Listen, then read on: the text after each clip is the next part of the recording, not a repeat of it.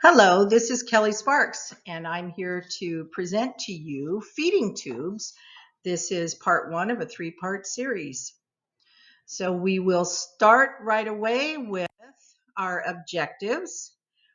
The first thing we're going to do is define and identify nasogastric feeding tubes, define and identify gastrostomy tubes, and define and identify jejunal tubes, and also identify feeding tube components.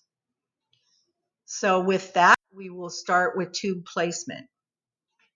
So there are several different types, as I said, of feeding tubes. In this presentation, we will pretty much concentrate on the NG tube, the G tube, and the jejunal tubes. We're going to talk about each one individually as we go along. This list includes some tubes that may be placed in the hospital as well. It is important to note where each tube ends up in the GI tract. So you can see that here on your screen. The nasogastric tube is going to go from the nose down to the stomach. The gastrostomy tubes is also called a PEG tube, which stands for percutaneous endoscopic gastrostomy, a procedure in which a flexible feeding tube is placed through the abdominal wall and into the stomach. And you can see that there on the picture as well.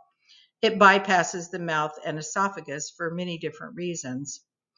So the G tubes permit the digestive function of the stomach to be utilized, which is kind of important because we want to make sure that we don't use that or lose that ability. Bolus feedings are easier to administer through the G tube or the NG tube because the stomach has a fundus that permits expansion, while the duodenum and the jejunum do not. ND tubes are nasoduodenal tubes, same as the NG, but pushed farther into the small intestine. Short term, they are usually 1 to 6 months. Jejunostomy tube, or the J tube, is where the jejunal feeding tube is tunneled through the abdominal wall directly into the jejunum. This is used for patients where the jejunal tube cannot pass via stomach and direct jejunal feeding is required. This requires surgery to place and is secured by either sutures or a type of a cuff. NG tubes is the nasojejunal tubes, same as the ND, but they're a little bit longer again, and they bypass both the stomach and the duodenum and terminating directly in the small intestine. These are intended for people who cannot tolerate feedings into the stomach.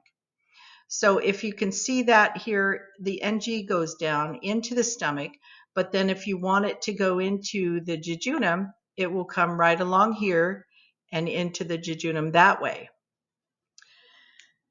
So the transgastric jejunal G tubes, they're similar to the G tubes in placement. They're surgically or endoscopically inserted through the skin of into the abdomen. These devices typically have two feeding ports, one that extends into the stomach and a second one that extends into the small intestine. That can help with patients who can't tolerate gastric feeding to receive the nutrition that they need. These are more complicated tubes that typically require the assistance of an interventional radiologist who uses imaging technology such as X-ray guidance to place the feeding tube correctly. Now we're going to look at each one individually. And we're going to start with the nasogastric tubes. Nasogastric tubes, it's a narrow bore passed into the stomach via the nose. It's used for short or medium-term nutritional support and for aspiration of stomach contents, such as for decompression of intestinal obstruction and things like that. Now, the wide bore tube is used if drainage is needed. Otherwise, they use the finer bore tube because that gauge is less than 9, and it does cause less discomfort and less risk of rhinitis, pharyngitis, or esophageal erosion. The use of the nasogastric tube is suitable for enteral feeding up to 6 weeks. The polyurethane or silicone feeding tubes, they're pretty much unaffected by the gastric acid, and they can therefore remain in the stomach for a longer period of time than the PVC tubes, which can only stay in for about 2 weeks. It's important to verify the placement of the tube, which we'll go over a little bit later. But for long-term enteral feeding, the use of the percutaneous endoscopic gastrostomy, or PEG tube, is associated with improved survival, better tolerance by the patient, and lower incidence of aspiration. They're actually a very good device. The NG tubes can be placed at home by an experienced RN. There are some important contraindications, though, for NG tubes, such as high risk of aspiration or gastric stasis, gastroesophageal reflux. Sometimes the upper gastrointestinal stricture can happen, and nasal injuries, and even the base of skull fractures has happened before. Now, the orogastric tube, which is the same type of tube as the NG tube, the tube is inserted into the mouth instead and goes down the throat into the esophagus and rests in the stomach. Now, this tube can remain in place for up to 2 weeks. It must be removed or replaced with a more permanent tube. And you can see the picture of these here. That yellow one is a lot less invasive to the throat as that PVC one is. Nasogastric and orogastric tubes checking the position. Well, if your patient is coughing, vomiting, and movement, any type of thing like coughing, vomiting, or movement can move that tube out into a less desirable position. So the position of the tube must be checked prior to each feeding, before each medication, before putting anything down the tube, if the patient has vomited, and every 4 hours if receiving continuous feeds. And that's very important to do. So to establish the tube position, you want to ensure that it's taped securely to the face. You want to make sure that the observe and document the position marker on the NG tube or the OG tube to compare to initial measurements to make sure it has not moved, and observe the patient for any signs of respiratory distress. So I just want to share with you a study that was written in the Journal of Clinical Nursing, where they compared the effectiveness of auscultation and pH readings relating to NG tube position. And the tube position was then confirmed by X-ray. There was no statistical agreement between auscultation and X-ray methods to confirm tube placement. The auscultation method should not be used independently to identify correct tube placement, as it may increase the risk of not identifying incorrectly placed tubes. So pH readings are a very effective tool to confirm the placement, and can be attempted when even when the H2 receptors antagonists are in use. So X-ray is the gold standard. However, there's some disadvantages to that, including increased radiation and delays in feeding. Therefore, it's recommended when pH reading is not able to be established. So pH readings greater than 5 should be confirmed by X-ray.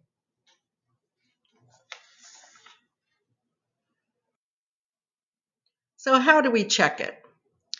Well, although this method was once widely used to verify the tube placement, studies have shown that it's not as reliable as the aspirate method. However, some people still do use this method. So you would inject 30 mLs of air into the tube via a 60 ml syringe and listen for the whoosh of air in the abdomen. Now, to obtain gastric aspirate, you would use a 10 to 20 ml syringe for infant and child, and 5 to 10 for neonates, and aspirate a minimum of 0.5 to 1 ml of gastric contents. Then you're going to place that on a pH indicator strip. And the reading of 0 to 5 is normal. Note that some medication and formulas may affect the pH reading. If a reading greater than 5 is obtained, you want to try again in about an hour or so. You may have to reposition the patient on their side to allow the tip of the tube to move to the position where the fluid is accumulated. If no aspirate is obtained by that time, advance the tube by 1 to 2 centimeters and try again. If aspirate is not obtained, discuss with medical staff and consider removing the tube or checking the position by X-ray.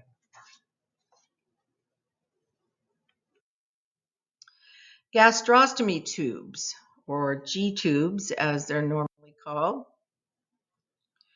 Now, the gastrostomy tubes can be placed under endoscopic guidance using a much smaller incision, and it's called the percutaneous endoscopic gastrostomy tube placement, or PEG.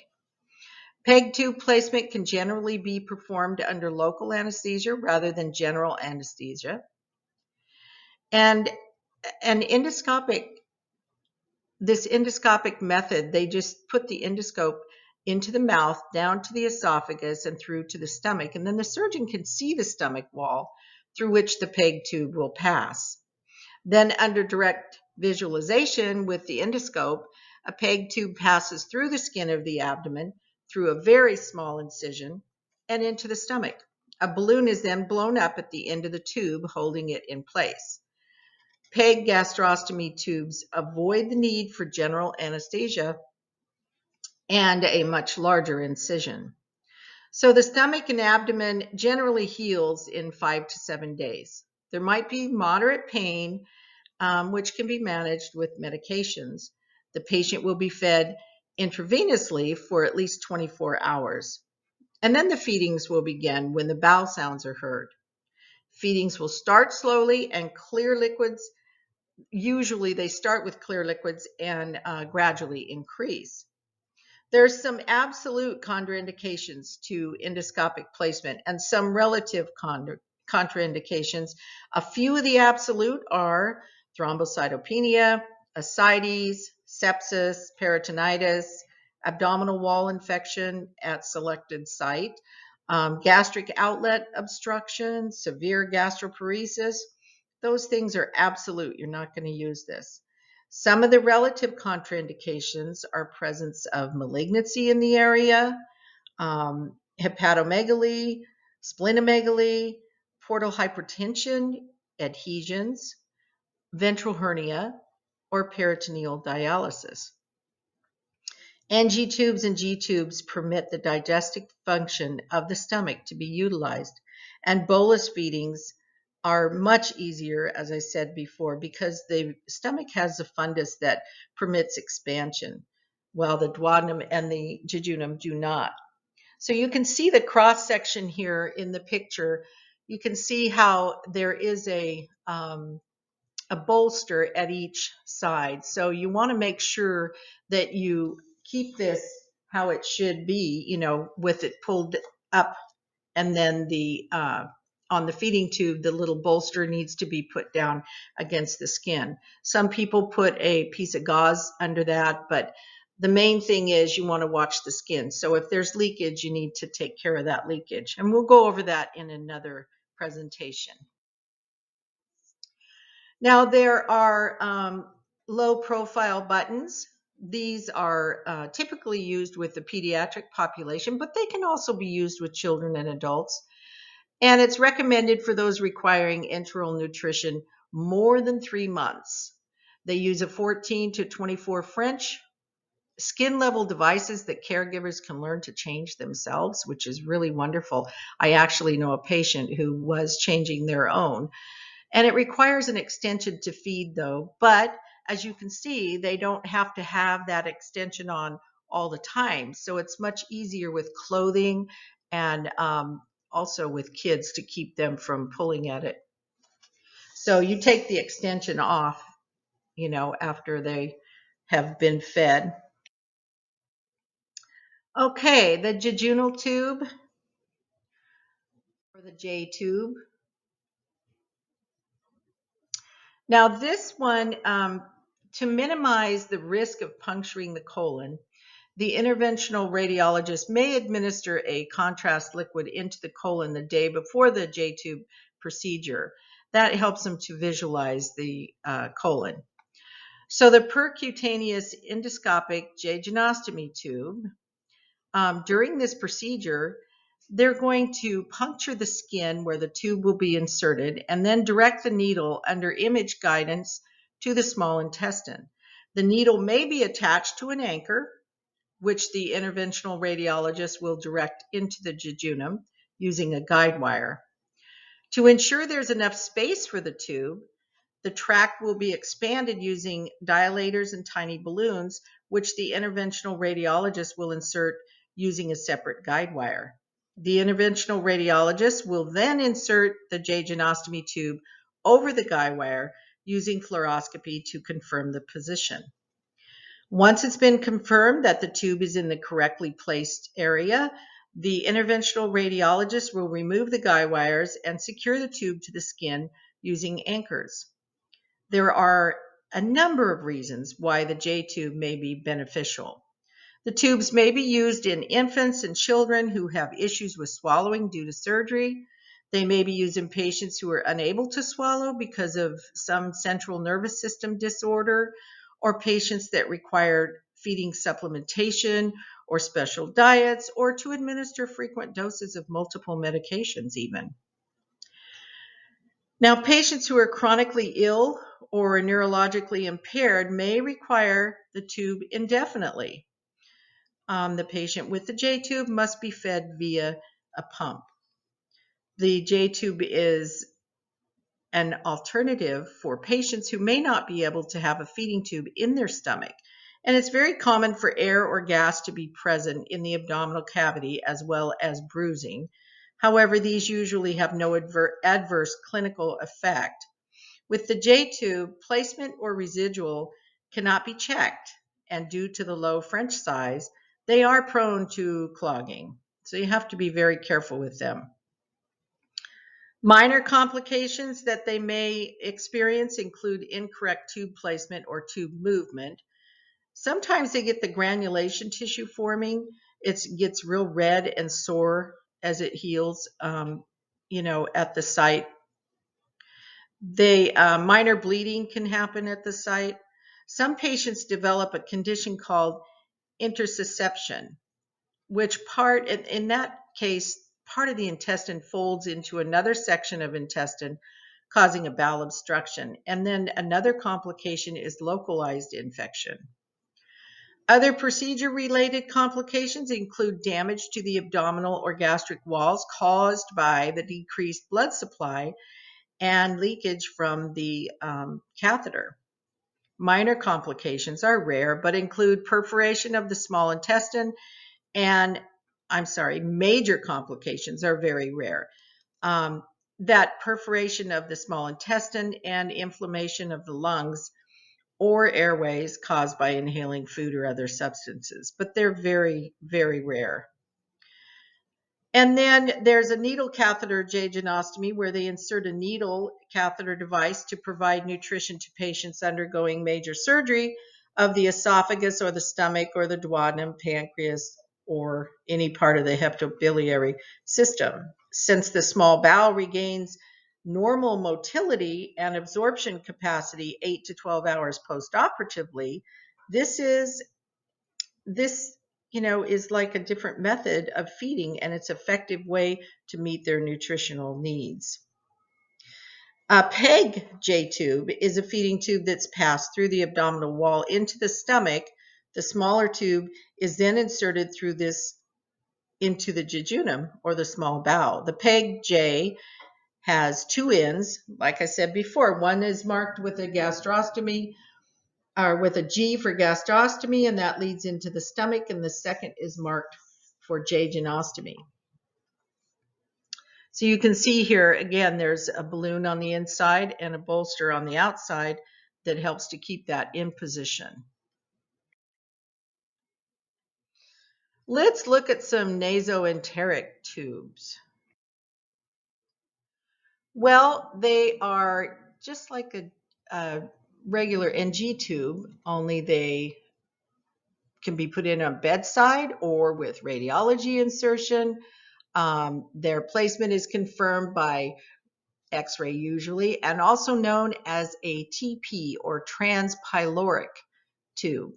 Nasogastric jejunostomy is a double lumen tube, and nasoduodenal tubes are more common in the infants and children.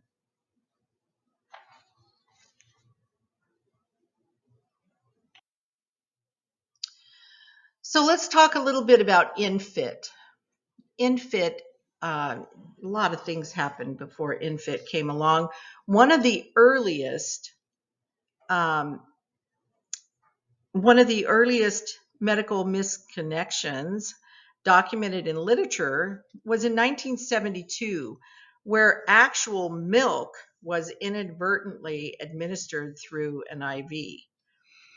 Okay, and then a patient with a newly inserted percutaneous endoscopic gastrostomy tube also had a pre-existing peritoneal dialysis catheter, which the nurse accidentally assessed, then provided enteral feeding to.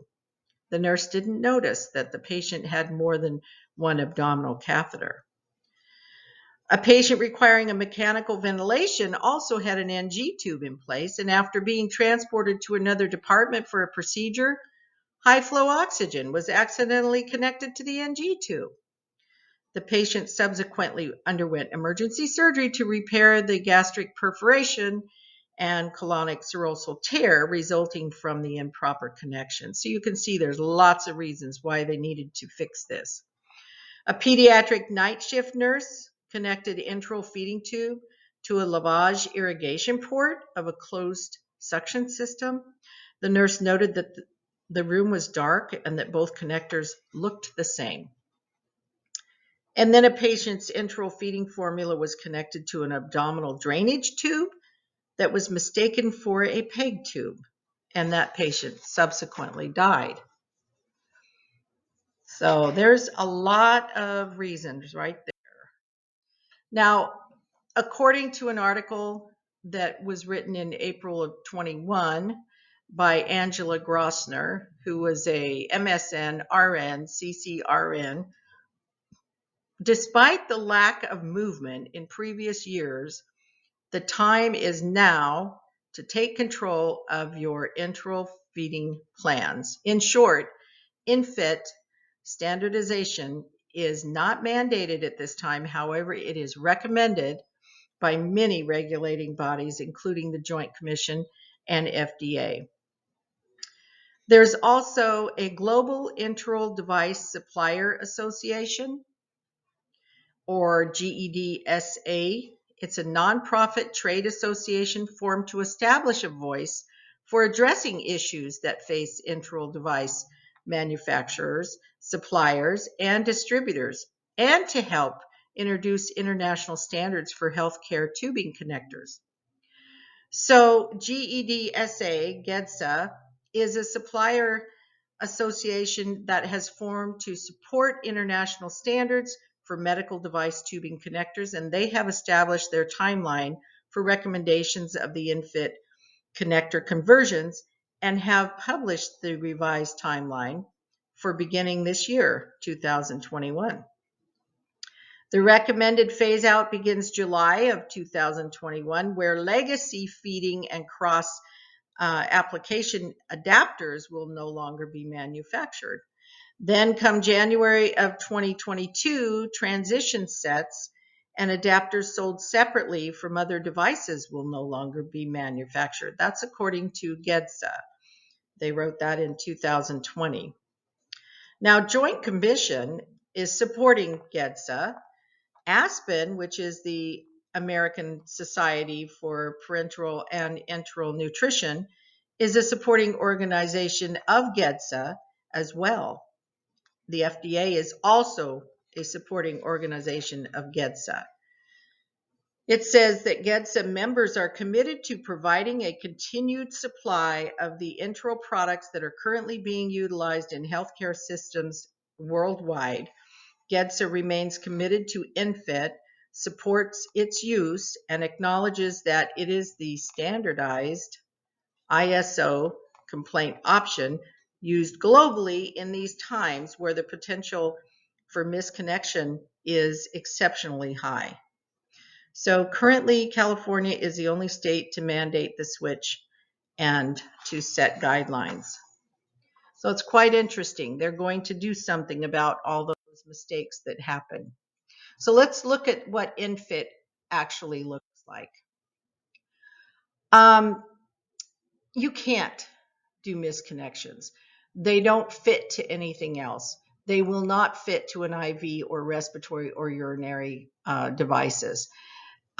So this is a really good solution from the safety standpoint, where you just can't connect them. You can see, I'll show you another picture. You can see how they have to connect. Now the enteral feeding sets already have INFIT tip with a transitional stepped connector. And then that looks like our normal little Christmas tree, we used to call it, but it will fit to an INSEP or to an INFIT feeding setup. And then the legacy feeding tube extension set that some people may already have, they have to have that transitional stepped connector. So that makes them, number one, understand that it will only fit to that INFIT. And number two, to look at that carefully instead of going in the middle of the night and connecting two tubes. There's different feeding sets. There's a feeding set for a pump. There's feeding set for gravity feeding. And then they have the transitional stepped connector that you can use until everything is all solidified and everybody's doing it the same way. You must have this stepped connector as well. So there's syringes. The catheter tip syringe they have is shown here, Luer lock syringe, the Luer slip syringe, and the oral syringe, and they all fit a certain way onto their devices. Now, syringes are currently available with INFIT tip for use with or without the transitional step connector. So you can see here that you definitely can put it into the feeding port or the legacy feeding port with the transitional connector. They have their own feeding tubes and extension sets as well. And you can see they won't fit to anything else. So, and I like the color that they are. They chose purple, so it looks really nice. But you can see how they don't fit to anything else. They fit to only their own components. There is even a backpack. Now, you know, your home health patients, your people who, there's a lot of people who actually have to be fed by feeding tube, but are very active and they may go to work or they may do other things.